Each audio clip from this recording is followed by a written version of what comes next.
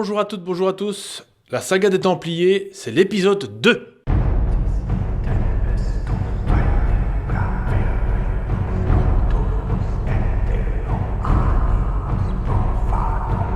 Bonjour Patrick, comment vas-tu ? Tout va très bien et on va reparler des Templiers aujourd'hui, surtout de la fin des Templiers. Le 13 octobre 1307, les Templiers sont arrêtés partout en France à la même heure. À 5h30, les soldats de Philippe le Bel rentrent dans presque toutes les commanderies sur le territoire de la France.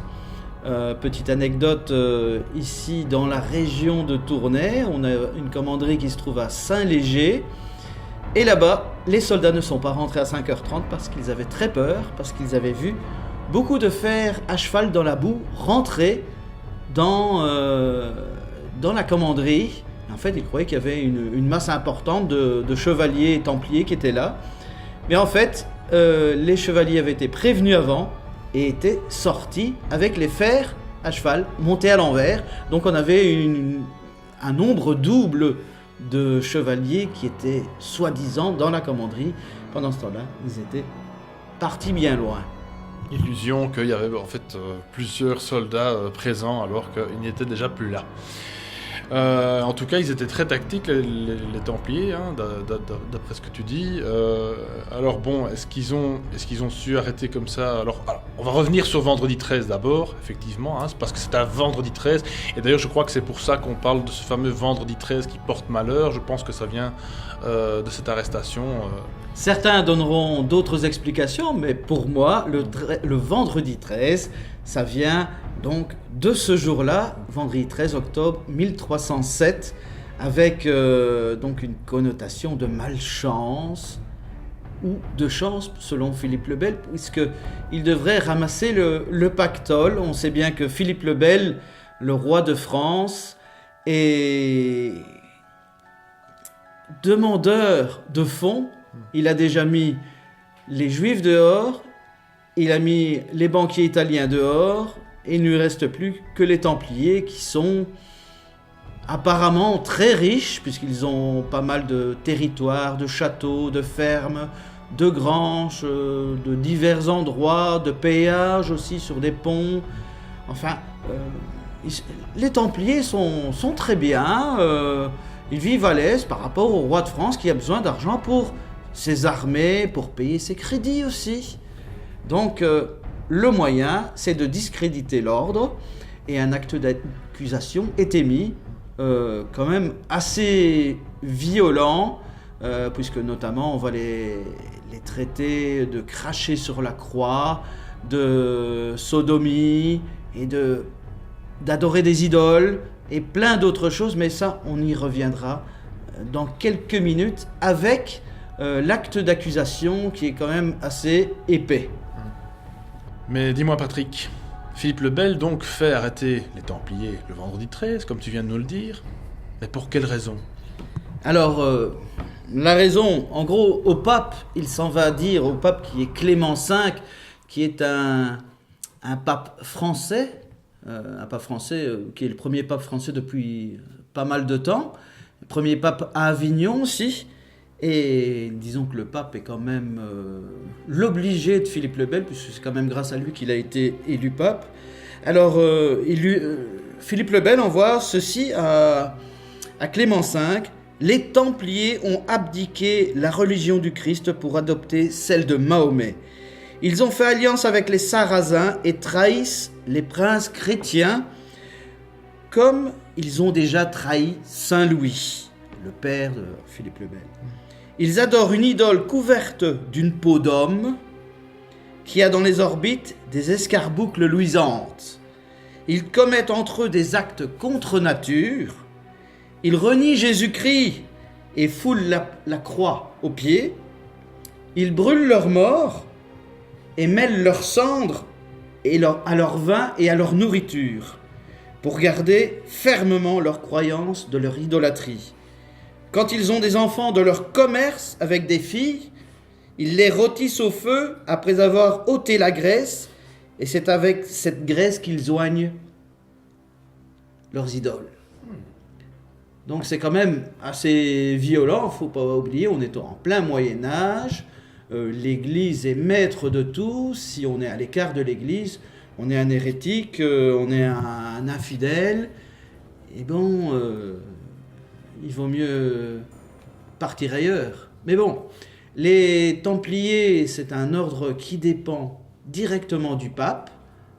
Le roi ici se permet de les arrêter sans demander au pape. Il les arrête et puis il prévient le pape. Donc voilà. Alors, les représentants du roi ont reçu un document avant l'arrestation. Je vais vous lire ce que contenait, notamment celui qui a été présenté à l'administration royale à Rouen. Donc voici. Philippe, par la grâce de Dieu, roi des Français, à nos chers et fidèles, le seigneur Donival, le chevalier Jean de Tourville et le bailli de Rouen, salut et dilection. Une chose amère, une chose lamentable, une chose assurément horrible à penser, terrible à entendre, un crime détestable, un forfait exécrable, une action abominable, une infamie détestable, une chose tout à la fois inhumaine, bien plus étrangère à toute humanité, a retenti à nos oreilles par le récit d'un certain nombre de personnes dignes de foi, non sans nous frapper d'une grande stupeur et nous faire gémir d'une violente horreur, en pensant à la gravité de ces faits. L'immensité de notre souffrance s'accroît d'autant plus cruellement que sans aucun doute possible, l'énormité de tels et de si grands crimes déborde jusqu'à être offense à la divine majesté, un dommage pour la foi orthodoxe et pour toute la chrétienté, une honte pour l'humanité, un exemple pernicieux du mal et un scandale universel. Eh bien, on peut voir que c'est toujours violent. On fait dire des mots qui veulent dire exactement la même chose, des synonymes, et on les répète, pour vraiment enfoncer le clou. Alors, la suite. Assurément, l'esprit doué de raison souffre à la vue de cette société qui enfreint les lois de la nature, et dans cette souffrance, il est troublé par ce fait que, oublieuse de son origine, inconsciente de sa condition, ignorant de sa dignité, excessive pour elle-même et animée de sentiments illicites, elle n'a pas compris pourquoi elle était l'objet d'horreur. Elle est comparable aux bêtes de somme stupides, bien plus, dépassant par sa bestialité la stupidité des bêtes de somme. Elle s'expose à tous les crimes suprêmement abominables que déteste et que fuit la sensualité des bêtes sans raison elle-même. Elle a abandonné Dieu, son créateur, elle s'est séparée de Dieu, son salut, elle a quitté le Dieu qui lui a donné la vie, elle a immolé aux démons et non pas à Dieu. Cette société sans jugement et sans prudence plut à Dieu qu'elle eût pensé, compris et prévu les derniers événements. Alors les Templiers, en fait, ils étaient quand même en grand nombre dans toute l'Europe. Alors, des milliers. Comment est-ce qu'ils se sont organisés comme ça pour les arrêter tous à la fois, et un vendredi 13 en plus? C'est la première arrestation programmée. Donc, comme je l'ai dit tout à l'heure, à 5h30, partout en France, on arrête les Templiers, on investit les endroits où est-ce qu'ils se trouvent. Mais bon, il n'y a pas des Templiers qu'en France. Il y en a en Aragon, en Castille, il y en a en Angleterre, en Écosse, dans le Saint-Empire romain germanique, dans les provinces ici belges aussi, en Italie, partout. Il y en a en Pologne, il y en a, mais vraiment partout en Europe. Alors, notamment en petite anecdote, par exemple à Arras, donc là on est en France, on égorge la moitié des Templiers. Donc on leur demande même pas quoi, on les égorge. Sans procès. Sans procès, sans rien. Et l'autre moitié, on les emmène à Paris dans des chariots et on les met dans la prison de la Tour du Temple. En Angleterre, où règne le roi Édouard II, en fait, les prélats là-bas, les comtes et les barons du royaume se sont refusés à ajouter foi aux crimes abominables et exécrables qui ont été cités dans les lettres que Philippe le Bel a envoyées à tous ses collègues, on va dire, rois dans des pays voisins. Donc Édouard II dit non, je ne veux pas de tout ça. Pour moi, ça n'est pas vrai. On les fait venir, on les interroge, on dit non, et puis on les relâche. En Écosse, même chose. Là-bas, on ne les a même pas arrêtés, et on les relâche. Par contre, l'empereur Albert de Habsbourg, lui, très court, nous sommes surpris et attendons les instructions du pape. Parce que lui fait valoir le fait que c'est un ordre qui dépend directement du pape et non pas de chaque roi dans chaque pays. Dans nos régions, le duc de Brabant, Jean, eh bien lui, c'est le seul prince étranger à déférer aux exigences de Philippe le Bel. En fait, bon, le voisin du sud du duc de Brabant, c'est la France. Le roi Philippe le Bel serait très vite en Brabant pour diverses raisons et pour faire, exécuter ce qu'il a demandé à faire. Alors les interrogatoires en fait se passent pas toujours dans des bonnes conditions, hein. D'ailleurs on se demande même si c'est pas parfois un peu truqué, on va dire ça comme ça. Toi tu vas nous en parler un petit peu mieux que moi. Mais oui, rien de mieux que la torture pour faire avouer tout et n'importe quoi à n'importe qui. Sous la torture, vous allez avouer que vous avez tué votre père, votre mère, votre frère, votre sœur ou n'importe qui d'autre. Alors par exemple ici, je vais citer, parce qu'on a des témoins, tout a été écrit quand même, tous les interrogatoires ont été écrits et retranscrits, quoi. Alors par exemple à Carcassonne, où l'Inquisition semble avoir poussé son interrogatoire plus spécialement sur les idoles, l'imagination des accusés devient complètement délirante. Bon, sur la torture, on dit vraiment n'importe quoi. Ils sont 6 en ce mois de novembre 1307 à répondre de ce chef. Et c'est le cas de dire ce chef d'accusation. Le premier, Jean Casanas, a vu une idole de cuivre jaune revêtue d'une dalmatique qui s'appelait Démon. Il l'a adorée 3 fois. Le second, Gosserand de Montpezat, a vu une idole en or. Elle était barbue et se nommait Bafo. On lui déclara que c'était par elle seule qu'il pouvait être sauvé. Pour le troisième, Raymond Rossi, l'idole était en bois. Elle s'appelait encore Bafo, mais on l'adorait en lui disant Allah. Pour le quatrième, Guillaume Bosse, l'idole était noire et blanche. Mais comme les enquêteurs ne retrouvèrent jamais la mystérieuse idole ou les idoles, si chacun, apparemment, en a une différente, bon, on ne sut jamais lequel de ces hommes était le plus près de la vérité. Bon, là, on a plusieurs accusés, on a à chaque fois des descriptions différentes, donc quand même, ça prête quand même à confusion, donc c'est complètement faux, automatiquement. Alors, je rappelle, j'ai parlé de l'Écosse tout à l'heure, donc on les a arrêtés et on les a relâchés, et absous, carrément, hein, donc ils n'ont pas fait ça. En Irlande également. Alors, je vais vous présenter quelques témoignages qui sont là. Il y a une raison, après, tu peux nous expliquer un petit peu la raison pourquoi est-ce qu'ils les ont pas arrêtés éventuellement, mais ça, bon, on verra après peut-être. Ça, ce sont les nobles, les rois sur place qui décident, parce qu'ils sont quand même maîtres dans leur pays. Ouais, c'est ça. Et puis comme l'empereur du Saint-Empire romain germanique, lui, il a... Albert Ier de Habsbourg, il a carrément dit, c'est le pape qui doit faire l'enquête.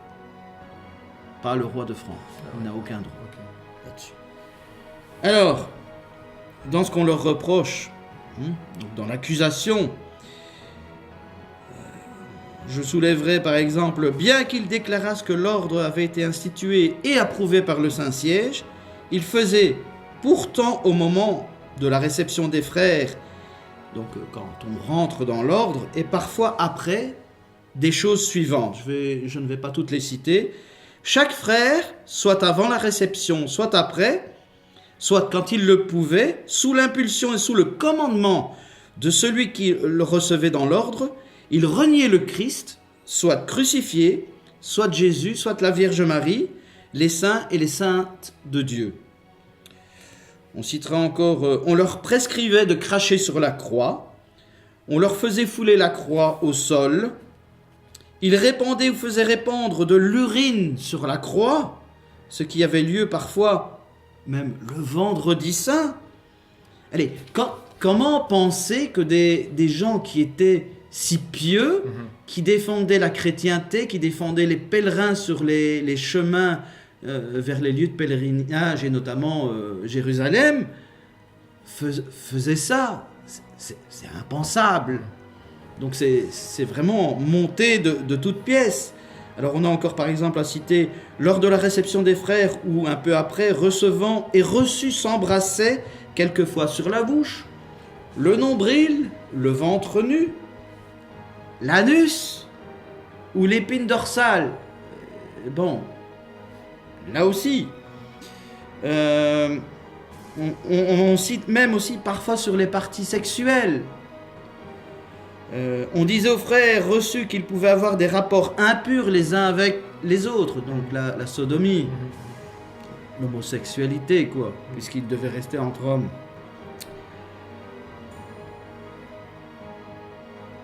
Ils devaient le faire, en fait, on leur disait qu'ils devaient le faire aussi, et que ce n'était pas un péché. Dans diverses provinces, ils avaient des idoles, c'est-à-dire des têtes dont quelques-unes avaient 3 faces, d'autres une seule, d'autres la forme d'un crâne humain. Mais bon, tout ça se retrouve aussi, on peut appeler les idoles sur les cathédrales, les églises, il y a toutes des démons, des choses qui représentent la vie, parfois quelqu'un qui fait peur aussi, et ce qu'on a appelé le Baphomet, qui pouvait être une idole, mais aussi qu'on peut représenter comme je viens de le dire, sur les églises. Alors ça fait quand même beaucoup de choses. Il y a des centaines de points comme ça qui sont en témoignage contre les Templiers. Et c'est vraiment très gros parce que n'importe qui pouvait dire n'importe quoi. Quelqu'un qui avait une dent contre eux, il sortait tout et n'importe quoi. Et on le prenait, venez ici, c'est pour la justice du roi. Voilà, et bon, c'est quand même assez affolant de voir ce qui peut se passer.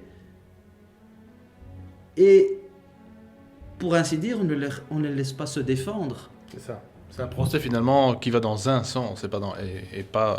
Exactement, parce que le roi il veut arriver à ses fins.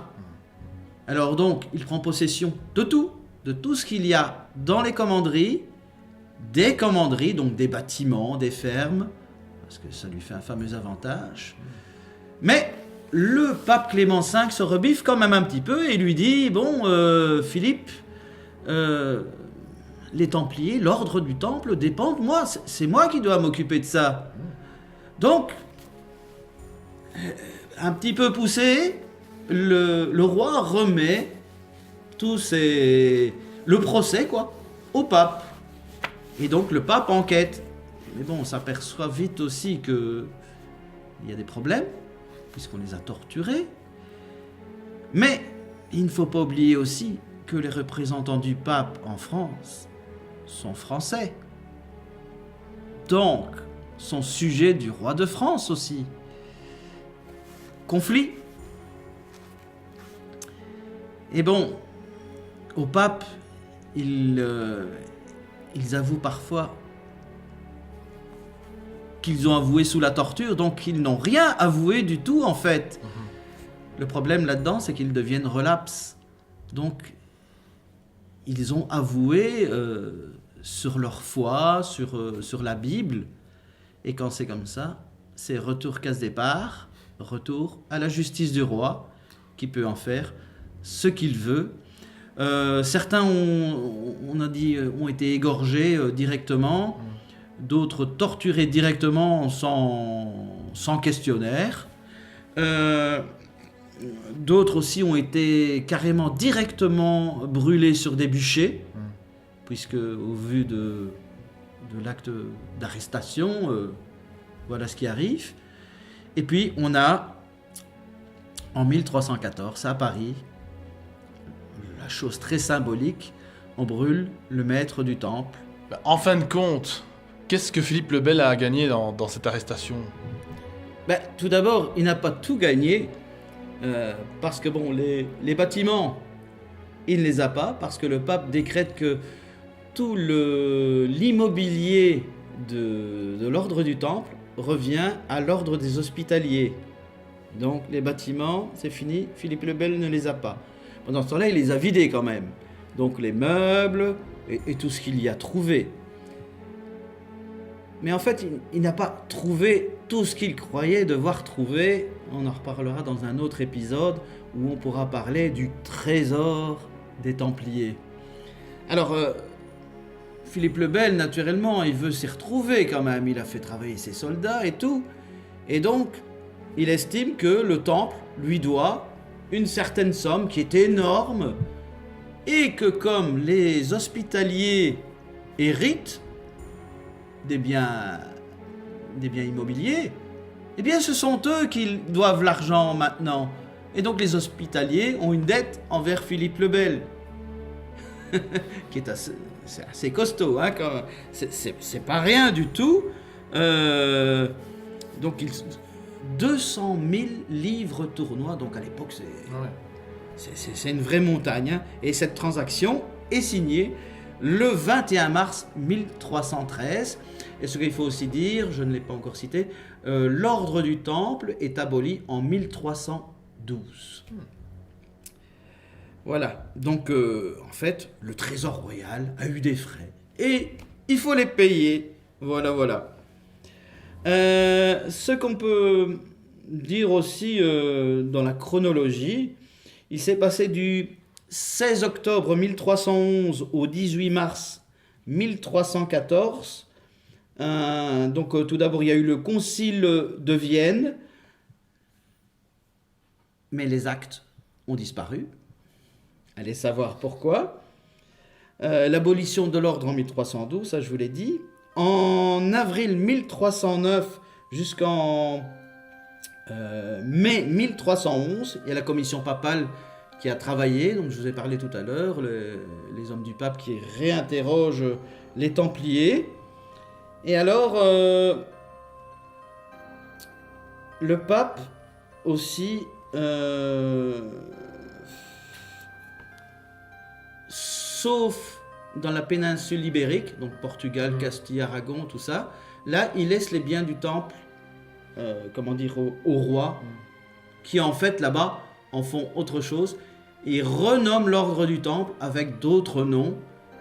Et l'ordre du temple, là-bas, dans chacun de ces pays, parce que l'Espagne en elle-même n'existe pas, hein, il y a plusieurs royaumes, et les Templiers sont toujours là.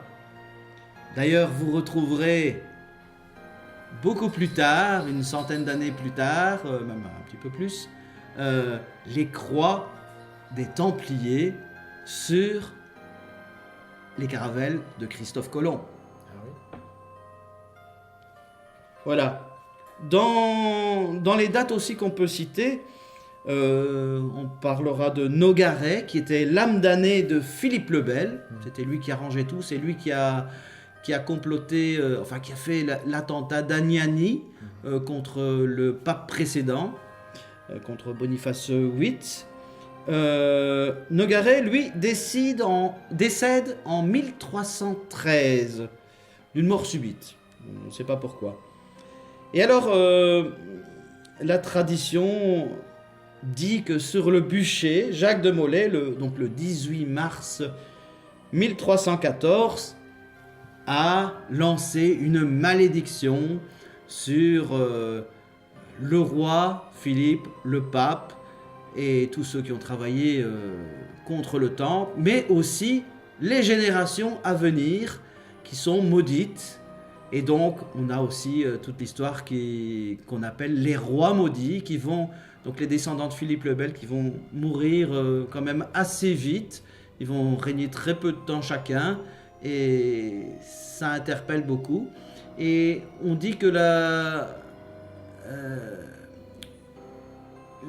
malédiction est faite jusqu'à la Xème génération. C'est ça, ouais. Et en fait, la dernière génération, ça aurait été Louis XVI, donc le roi qui a été descendu par la Révolution française. Mais enfin, là, on prendra des pincettes quand même pour accepter ça quand même. Voilà. Alors, le pape Clément V, lui, eh bien, il décède le 20 avril 1314. Donc on est vraiment 33 jours après le bûcher. Philippe le Bel, lui, il décède le 29 novembre de la même année à Fontainebleau lors d'une chasse. Il s'est retrouvé tout seul et il est décédé. Charles II d'Anjou, qui en 1308 avait envoyé au bûcher tous les Templiers, ou presque, enfin on peut jamais dire tout, les Templiers de Provence, lui décède en 1315. Vous voyez, donc la malédiction, est-ce qu'elle est vraie ou pas ? En tout cas, il y a beaucoup de personnes qui sont décédées très peu de temps après le bûcher des Templiers.